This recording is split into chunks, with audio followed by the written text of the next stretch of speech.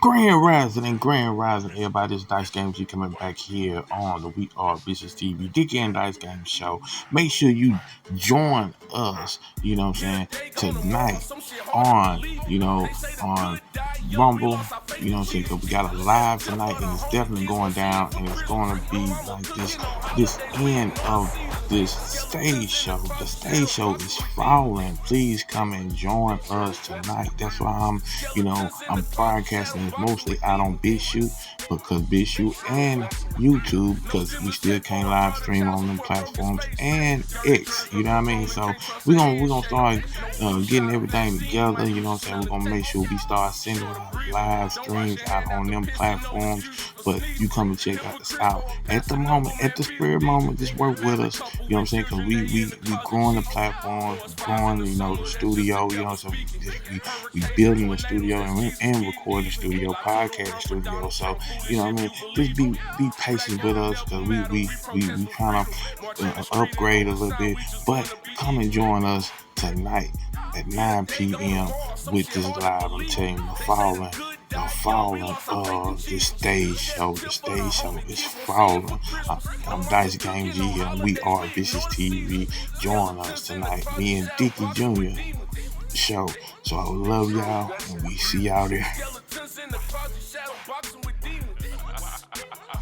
We're going to make a lot of changes, including the seats, the decor, pretty much everything. Needs a lot of work. Mr. President, were you surprised by the reaction that the Vice President got here at the Kennedy Center the other day? I don't know about that. He's the most popular Vice President we've had in years. He's done a great job. I don't know anything about it. I figured you'd ask a question like that. Mr. President, what are we talking about price-wise to renovate, bring it up to, Well, we're looking at that, whatever it is. I think, it's such an important part of the fabric of the country and of D.C. So we want to do it right. We'll do it right and we'll do it once. President Trump, would you consider... So do you want a little picture like this? Perfect. Go ahead. Are you guys ready? Come on. We're good for... Sir, if you want to speak to us later, too, when we're closer, that would be great. Perfect. Thank you, Press. Right this way. Department of Defense commit to firing or otherwise disciplining any remaining leadership that were directly involved in the Afghanistan withdrawal? So we're in the process of figuring out what that investigation will look like. But I'll tell you, as somebody who served in Afghanistan and watched that unfold, I mean, I was horrified in a lot of ways. You think about how much time and blood and treasure and American life that was lost in Afghanistan over 20 years. You think about that for a second. I'm 43 years old. This country was at war in Afghanistan for 20 years. So almost half of my life, this country was at war in Afghanistan. And I personally watched, the men in my platoon, but also my larger brigade combat team, which was a part of the 10th Mountain Division, 3rd Brigade. We bled the ground red in Afghanistan, and I watched my men do extraordinary things in support of a grateful nation and in support of the mission there. And to watch Afghanistan be surrendered in the way that it was extremely difficult.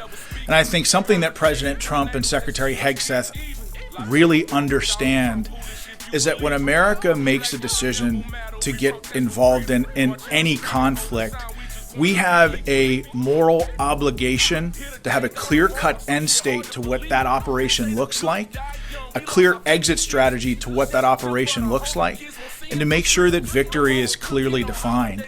And I think in Iraq and certainly in Afghanistan over the last 20-some years, I think maybe we've struggled a little bit with those finer points. But I'll say that the President Trump and Secretary Hegseth, they understand that when America gets involved in a fight, it's our job to also end that fight as fast as humanly possible because we have a moral obligation to win and win decisively. Otherwise, you're going to have an entire generation of American warriors wondering what the hell it was all for.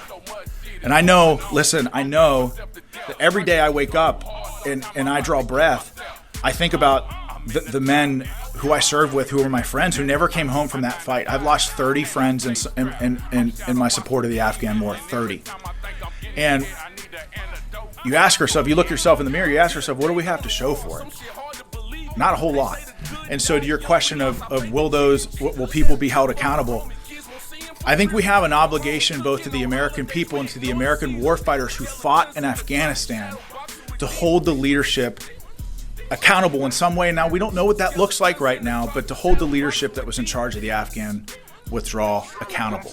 Because look, if you have a private that loses a sensitive item, that loses night vision goggles, that loses a weapon, you can bet that that private is going to be held accountable. The same and equal standards must apply to senior military leaders. So